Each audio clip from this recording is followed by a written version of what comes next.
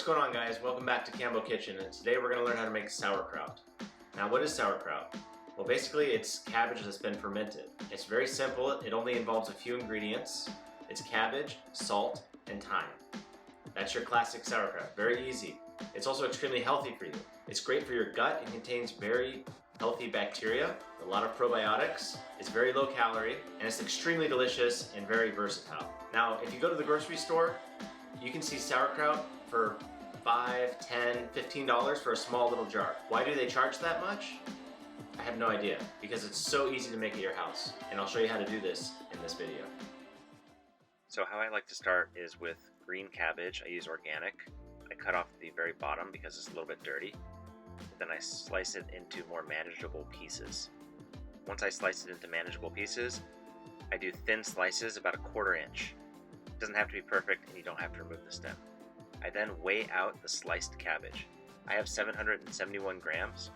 So for salt, if I multiply that by 0.02, that's going to give me right around 15 to 16 grams. It doesn't have to be exact, but you don't want to go way over or way under. And 2% is that sweet spot that's going to give you that nice flavor. It's not overly salty, and it's very delicious, has a lot of umami. Now I use gray salt because it has a lot of minerals, but it's very coarse. So I weigh out the salt in a mortar and pestle and I smash it up. Once it's smashed up, I mix it into the cabbage. So what you're going to do is take it out of the mortar and pestle, dump it on top of the cabbage, and you're going to use your hands, and you're really going to just crush the cabbage as hard as you can. And you'll see after a couple minutes there's going to be a lot of liquid that gets released. Now that liquid is wonderful, that's what you want. Now if you need to let it sit for a little bit, for more of that liquid to expel, feel free to do so. Now, I use this beautiful ceramic German pot. It's actually a pickling crock.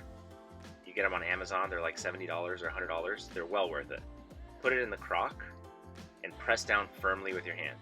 I use either large pieces of cabbage leaf or a piece of plastic wrap, and I cover the top, and that helps keep the shredded cabbage submerged. Now this crock comes with weights. If you don't have weights, you can use some other glass objects. You put the weights on top of the cabbage and you press down firmly until liquid rises above the cabbage. Set it and forget it. Now depending upon the temperature that you're fermenting at, it's going to be more or less sour and it's going to work a little bit faster. I fermented at 65 degrees and I let it go 3 weeks. A hotter temperature is going to ferment faster. A lower temperature is going to take more time. So just taste it after a week, see where you're at, let it go for another week, taste it, and see what you like best. I figure around 2 to 3 weeks is usually the sweet spot. I think traditionally what they did was they just kept it for months and months at really low temperatures, and it just improved in flavor. So you don't have to really worry about over fermenting. Just make sure you taste it. So that color is all natural. That's from that beautiful lactobacillus bacteria, and that just is loaded with umami. Look at that. That is some beautiful fermented cabbage. So what I'm going to do next is just dump it in a bowl, and I'm going to pack them into containers to store in my refrigerator. They're going to last pretty much indefinitely as long as you keep them submerged. And even if they're not submerged, they still will last for weeks and weeks. This is a wonderful product. It keeps for almost forever, and it's just so tasty and so nutritious. It's one of my favorite things to make. Alright guys, so that's the video. I hope you enjoyed. Now to give you a couple ideas what you can do with this wonderful product, you can obviously serve it with sausages. It goes great with bratwurst, kielbasas, hot dogs. It's great on any sandwich. You can add it on a hamburger or just a cold sandwich.